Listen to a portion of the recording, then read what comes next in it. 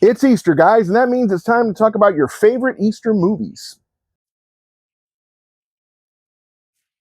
There aren't a lot of great Easter movies, are there? I mean, sure, there's The Passion of the Christ, Mallrats, that one where the smart kid doesn't know how to boil eggs. The truth is, there aren't actually a lot of great Easter movies out there. Sure, there are some movies about the whole life of Jesus, and some of them are very good, but are there any of them that you can say you want to sit down and watch every year the way you do The Muppet Christmas Carol or John Carpenter's Halloween? They haven't really reached that truly iconic status. When I was young, I remember that there were certain movies that they would usually show on television, either the week before Easter on Palm Sunday or the Saturday before Easter. One of those was the Charlton Heston version of the Ten Commandments. Now, this might seem an odd choice, as there's nothing in it that's especially about Easter. In fact, the parts of the Bible that it adapts, the story of the book of Exodus, all comes from the Old Testament. However, the story of Moses is also the story of Passover, which, although it has no direct connection to Easter, usually takes place around the same time of year. In fact, sometimes, like this year, Easter even falls during Passover week. So if the Ten Commandments feels kind of like an Easter movie to you, even though it's not, that's probably why. The other movie I remember seeing a lot near Easter was the Julie Andrews Christopher Plummer classic musical, The Sound of Music.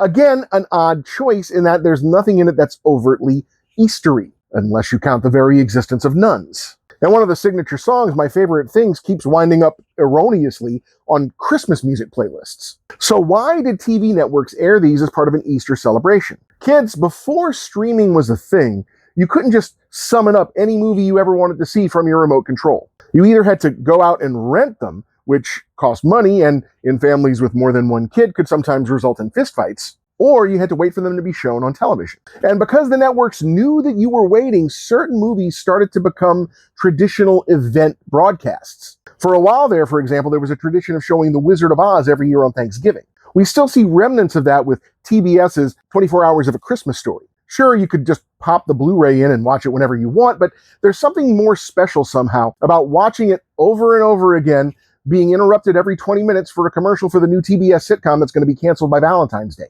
And so because of this, the Ten Commandments and The Sound of Music became part of an Easter tradition.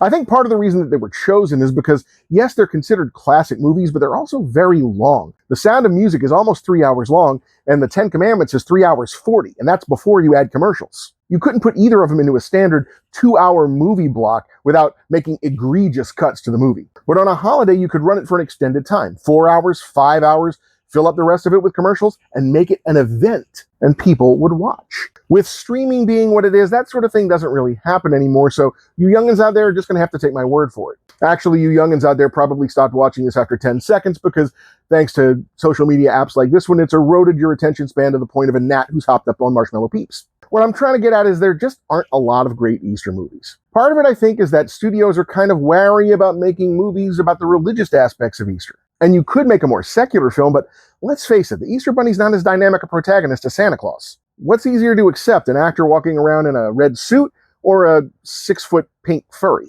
People have tried, but there are not a lot of truly great Easter movies. So that's my question for you, friends. What is your favorite Easter movie? And it doesn't even have to be a movie about Easter, just a movie that you tend to watch around Easter. Drop your answers in the comments. Happy Easter, everybody!